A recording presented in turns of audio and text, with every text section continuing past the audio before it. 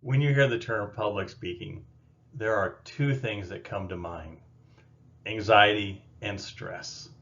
And these are two things that you have to overcome to develop confidence as a public speaker and to be successful. To start, let's begin with a little quote here.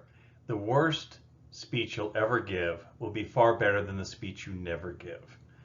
There is power in public speaking, and if you remain silent, you lose that power. So public speaking is important for you. So today's goal is very simple. What we want to look at is how we can handle that stress so you can be successful and give a good public speech that connects with your audience.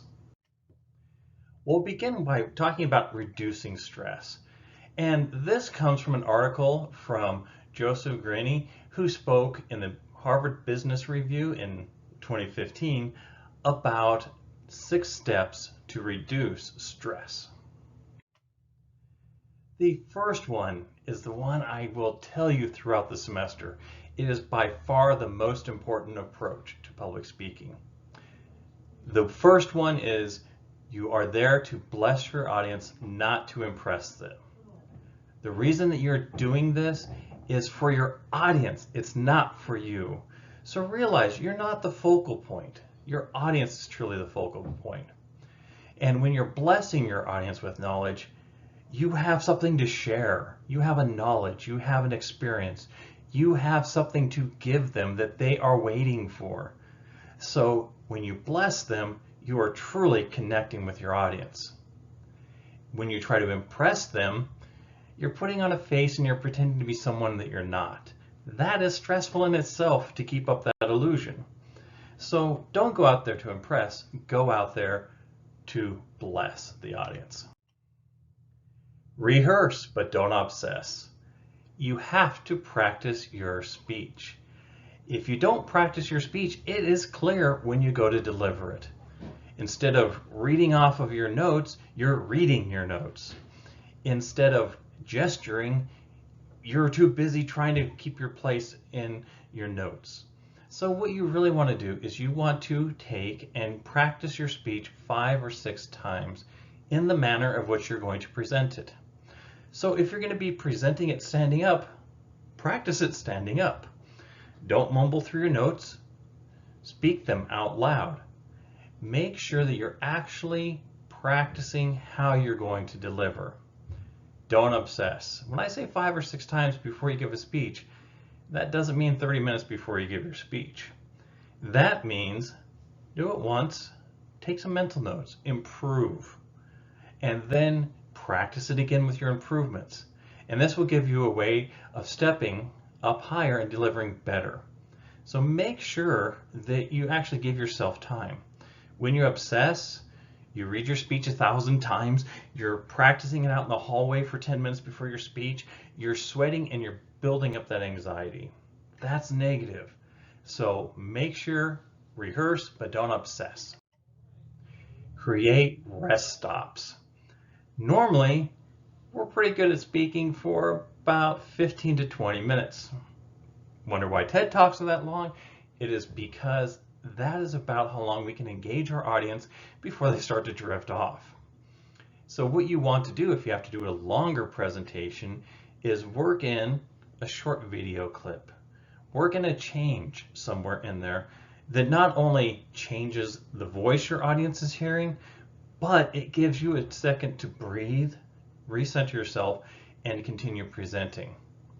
So work in breaks when you can that allow you to regroup and keep fresh as a presenter. Make it conversational. Most Western audiences are truly looking for a speech that is that conversational. And by doing this, we're not monologuing. Monologuing is for evil villains. What we want to do is engage our audience. Extemporaneously speaking is what it is called. And this is the natural way that you have a conversation with your friends, that you have a conversation with family or with coworkers. It is natural, it is comfortable. So you're not memorizing your speech. What you're doing is you just have the key points and you're speaking from those with your knowledge and your experience. Next, know thyself. Know what you're good at and know what you need to improve on. By doing this, you can take your strong points and really put those out for your audience. Meanwhile, those weak points you can focus on and improving. One of the ways of being truly introspective in this manner is what questions? What did I do well in my speech? What can I improve on? What did my audience like? What did my audience not like? These allow us to truly examine the weaknesses and the strengths of our speaking so we can improve them. And once after you know what you're good at and what you're improving on, you then gain more confidence in presenting. Breathe. This is a huge one. Teaching public speaking, I've seen many speakers that don't breathe. They just go out and they're going to give an entire 5-minute speech without taking a breath. And of course, at some point, they have to. And when they do, they throw themselves off. So realize having this conversation, breathe, relax. There's another term I like to use, which is embrace the pause. If you have a moment where, oh no, I can't remember what's next, take a pause, take a breath, and then proceed on.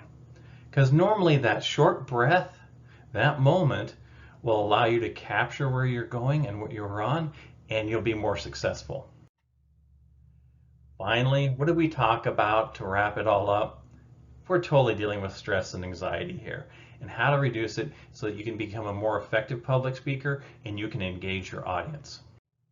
Finally, stress and anxiety are in our heads. Stress doesn't come from what's going on in your life. It comes from your thoughts about what's going on in your life. So when you're presenting a speech, you more likely are stressing about what you might do versus what you actually do. So get out of your own way and be successful in your next speech.